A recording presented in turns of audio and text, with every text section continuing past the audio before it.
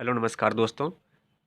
स्वागत है आपका मेरे यूट्यूब चैनल ईड्यूट्री में। आज के इस वीडियो में हम BHIC 131 प्राचीन काल से लगभग 300 ईस्वी तक के भारत का इतिहास की दूसरी इकाई, जिसमें हम भारतीय उपमहाद्वीप के कुछ प्रमुख पुरातात्विक स्थलों के बारे में पढ़ेंगे और समझेंगे।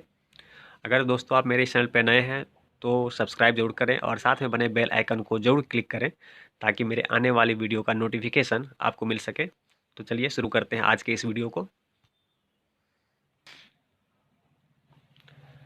भारतीय उपमहाद्वीप के कुछ प्रमुख पुरातात्विक स्थल। अब हम भारतीय उपमहाद्वीप के कुछ प्रमुख स्थलों पर पाए जाने वाले पुरातात्विक साक्ष्यों को देखेंगे। यह याद रखना महत्वपूर्ण है कि पुरातत्व किसी भी समय अवधि तक सीमित नहीं है और तत्कालीन से लेकर समकालीन तक की भौतिक संस्कृति पर आधारित है। भीमबेटका भीमबेटका मध्य प्रदेश के भोपाल के 45 किलोमीटर दक्षिण पूर्व में रायसेन जिले में स्थित है। इसकी खोज 1957 में V.S.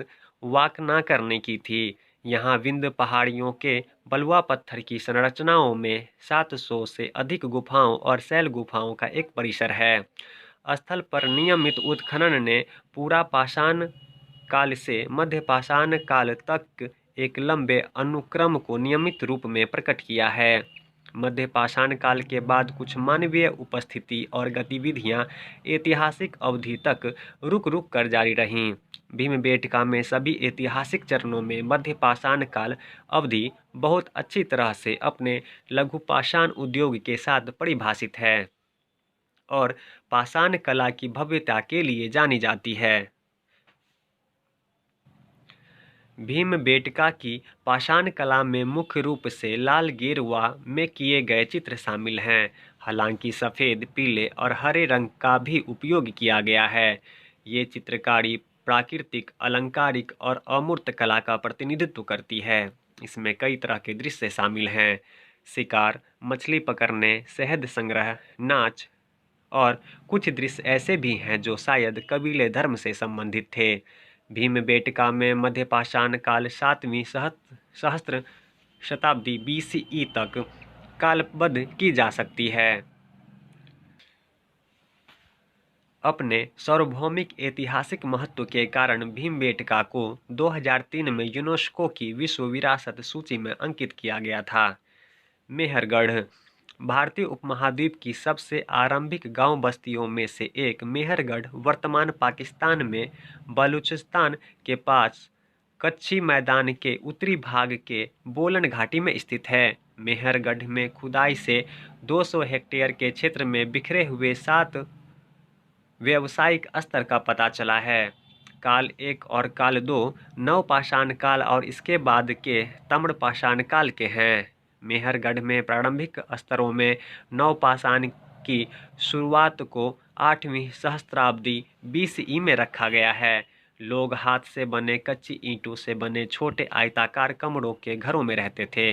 पत्थर के औजारों में नवपाषाण काल की ग्राउंड या पॉलिश की गई कुल्हाड़ियाँ मिली हैं। हालांकि ब्लेड आधारित लघु पाषाण के औजार प्रचुर मात्रा में हैं। घिसने के पत्थर और कुछ हड्डी के उपकरण जैसे कि सुताड़ी और सुइयां भी पाए गए हैं।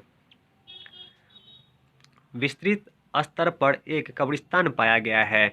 एक किनारे में एक कोना कटा हुआ है जिनमें शरीर और कब्र का सामान रखा गया है। इसे मिट्टी के ईंटों की एक दीवार द्वारा बंद कर दिया गया था। शरीर लाल गेरुओं से ढका था जो प्रजनन संबंधी विश्वास का ओर संकेत देता है।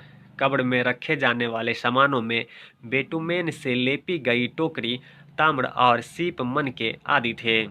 कुछ कंकाल सर की पट्टी और कमर पर सीप मनकों के हारनुमा बेल्ट के साथ पाए गए हैं। इनमें फिरोजा और लाजवर्द मन के भी हैं जो उत्तरी बलूचिस्तान और अफगानिस्तान से लाए गए होंगे। सीप की उत्पत्ति मकरान तट पर हुई होगी जो लगभग 500 किलोमीटर दूर है। इससे पता चलता है कि बहुत पहले ही व्यापारिक नेटवर्क स्थापित हो चुके थे। मेहरगढ़ की शुरुआती अवधि में निर्वहन गतिविधियों के बारे में विशेष रूप से जानकारी प्राप्त होती है। इसमें शिकारी संग्रहकर्ता जीवन पद्धति से पशुपालन की ओर संक्रमण दिखाई देता है। विभिन्न किस्म के पौधों के अवशेष यहाँ से एकत्रित किए गए। इन पौधों की कटाई बेटुमेन में स्थापित पत्थर के ब्लेड से की जाती थी। इनका उपयोग संभवतः दारांती के रूप में किया जाता था। नवपाषाण काल में जानवर का शिकार करने से लेकर पशुपालन तक संक्रमण दिखाई देता है। हड़प्पा पाकिस्तान हड़प्पा पाकिस्तान के प्रांत में पंजाब प्रांत में स्थित है। यह हड़प्पा सभ्यता का पहला पुरातात्विक स्थल था जिसकी 1920 में खुदाई की गई थी, इसलिए इसके नामों पर सभ्यता का नाम रखा गया। हड़प्पा के पुरातात्विक स्थल का आकार लगभग 150 हेक्टेयर है। यह रावी नदी के किनारे स्थित था, लेकिन यह नदी 10 किलोमीटर की दूरी पर बहती है। हड़प्पा दुर्ग ऊंचे टीले पर स्थित है और बाकी शहर नीचे टीले पर स्थित है। मोटे तौर पर समानांतर चतुर्भुज के आकार का गढ़ मिट्टी की ईंट की दीवार से घिरा हुआ है। इसमें बड़े बुर्ज और द्वार हैं। एक अन्न भंडार, 18 गोलाकार फर्श और कामगार के क्वार्टर की पहचान माउंड एफ के उत्तर में की गई है। निचले शहर के क्षेत्रों में विभिन्न कार्यशालाओं का पता चला है, जहां सीप, तांबा, गोमेद की वस्तुओं को बनाया गया था। निचले शहर के कुछ हिस्सों में घरों, नालियों, स्नानगारों आदि का पता चला है। हड़प्पा के गढ़ टीले के दक्षिण में 2 कब्रिस्तान H और R37 हैं। हड़प्पा सभ्यता मोहनजोदड़ो। हड़प्पा सभ्यता का सबसे बड़ा स्थल मोहनजोदड़ो पाकिस्तान के सिंध प्रांत में सिंधु नदी से 5 किलोमीटर दूर स्थित है। स्थल का आकार लगभग 200 हेक्टेयर है। उच्च और निम्न शहर 2 टीले शामिल हैं। उच्च क्षेत्र 400 बाय 200 मीटर के क्षेत्र में है। एक कृत्रिम मिट्टी और कच्ची ईंटों के चबूतरों पर बनाया गया है। इस चबूतरों पर स्थित महास्नानागार एक उत्कृष्ट संरचना है जो हड़प्पा के लोगों के विज्ञान कौशल का प्रतिनिधित्व करती है। यह 14.5 मीटर लंबा, 7 मीटर चौड़ी और 2.5 मीटर गहरा है। इस चबूतरे पर अन्य संरचनाओं के एक भंडारगृह, पुरोहितों का कॉलेज और एक सभागार स्थित है। निचले शहर को 4 व्यापक सड़कों द्वारा प्रमुख ब्लॉकों में विभाजित किया गया था, जो उत्तर, दक्षिण और पूर्व पश्चिम की ओर जाते हैं। निचले शहरों में विभिन्न आकारों के कई घरों के अवशेष पाए गए हैं। ये संभवतः सामाजिक अंतर का संकेत देते हैं। इनमें से एक घर में प्रसिद्ध पुरोहित राजा की पत्थर की मूर्ति पाई गई है। बड़ी संख्या में दुकानें और तांबे का काम, मनका बनाना, मिट्टी के बर्तन बनाना, सीप वर्कशॉप की भी पहचान की गई है। घरों में स्नानागार के अलावा यह अनुमान लगाया गया है कि मोहनजोदड़ो में 700 से अधिक कुएं रहे होंगे, जो शहर की अनुमानित आबादी के लिए उपयुक्त थे।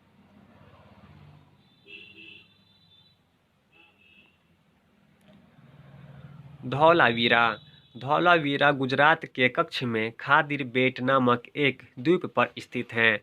यह भारतीय उपमहाद्वीप में सबसे बड़े परिपक्व हड़प्पा स्थलों में से एक है। अन्य हड़प्पा स्थलों के विपरीत पक्की ईंटों के बजाय धौलावीरा की संरचनाएं बलुआ पत्थर से निर्मित हैं। धौलावीरा की बस्ती अन्य बस्तियों से भिन्न है, जैसे कि उच्च शहर और निचले शहर के दोहरे विभाजन की बजाय इसे 3 भागों में विभाजित किया गया है: उच्च शहर, मध्य शहर और निचला शहर।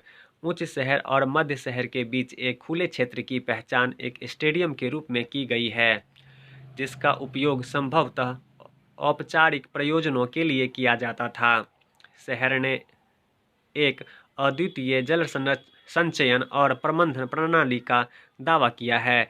यह स्थल 2 धाराओं के बीच स्थित है, जिन पर बने बांध बड़े आयताकार जलाशयों में पानी को चैनलाइज करता था। ये जलाशय उच्च शहर, मध्य शहर और निचले शहर के आसपास स्थित थे।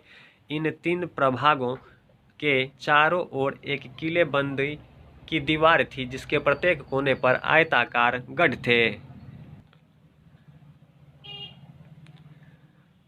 तक्षशिला सिंधु नदी के पूर्व पाकिस्तान के रावलपिंडी में स्थित है। इसका महत्व बौद्ध, जैन और ब्राह्मणवादी ग्रंथों के साथ ग्रीक रोमन ग्रंथों से पता चलता है।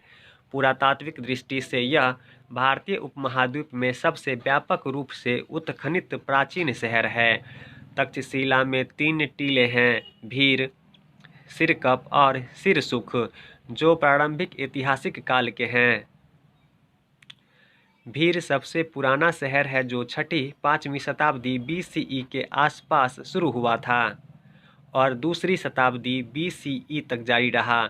मौर्य काल के दौरान तक्षशिला बेतरतीब था। इसमें 4 मार्ग, 5 गलियों और संबंध घरों की पहचान की गई है। कुछ खुले क्षेत्र, स्थानों और सड़कों पर नागरिकों द्वारा कूड़े के डिब्बे रखने का संकेत मिलता है। दूसरी बस्ती सिरकप की स्थापना दूसरी शताब्दी BCE में हुई थी। इसमें मुख्य सड़क के साथ ग्रिड योजना को अपनाया गया था। यह योजना 4 शताब्दियों तक चली और इसने पूर्व ग्रीक, इंडो ग्रीक और शक पल्लव काल का प्रतिनिधित्व किया। पहली शताब्दी के अंत में कुषाणों ने सिरसुख स्थल पर एक नया शहर बसाया।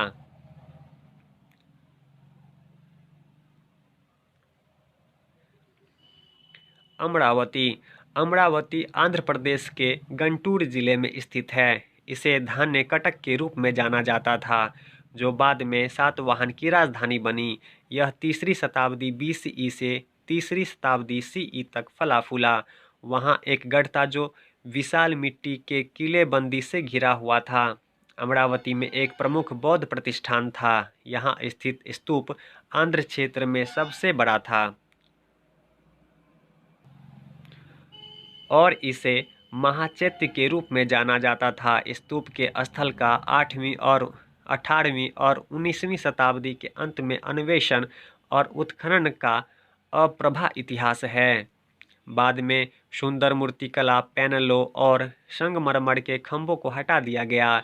इसके परिणाम स्वरूप स्तूप का विघटन हो गया और अब स्थल पर केवल स्तूप का ड्रम और कुछ संगमरमर की रेलिंग के अवशेष मौजूद हैं।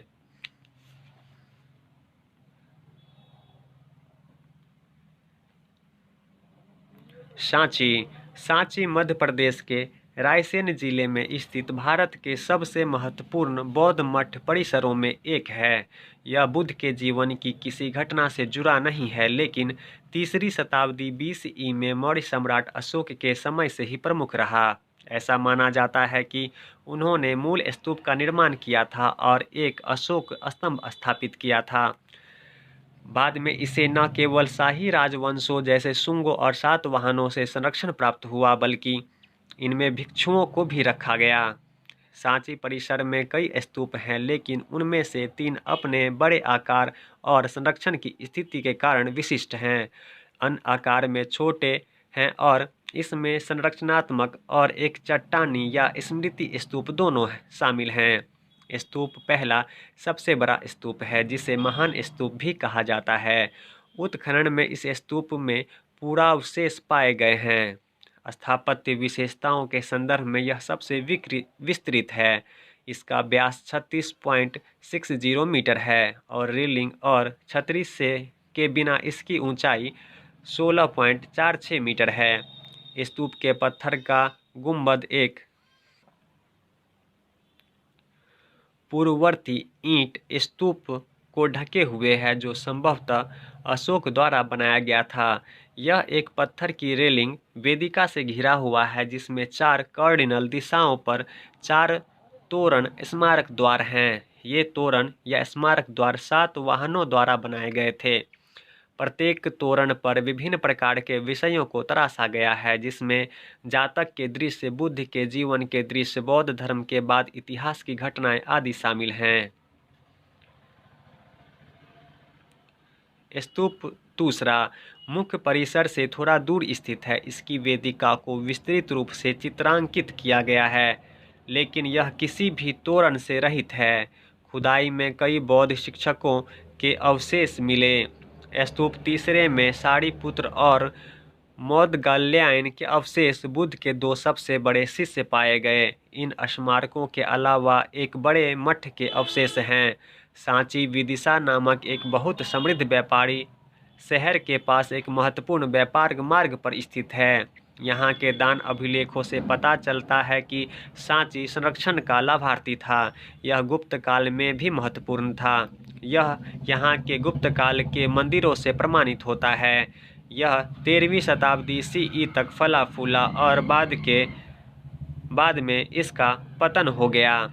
19वीं शताब्दी की शुरुआती में जनरल टेलर द्वारा इसको खोजा गया।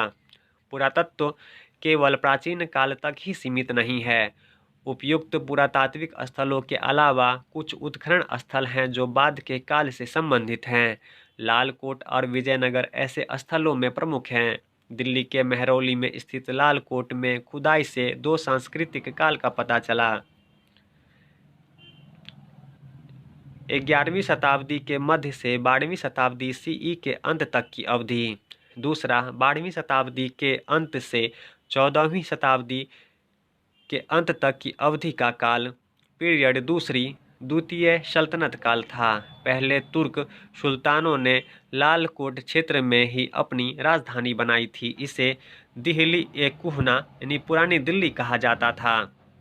मध्ययुगीन विजयनगर के अवशेषों की खोज इसकी राजधानी हम्पी कर्नाटक में की गई है। विजयनगर अनुसंधान परियोजना VRP और विजयनगर महानगर सर्वेक्षण VMS 2 बड़े पैमाने पर पुरातात्विक परियोजनाएं हैं जो विजयनगर के अनुसंधान पर केंद्रित है।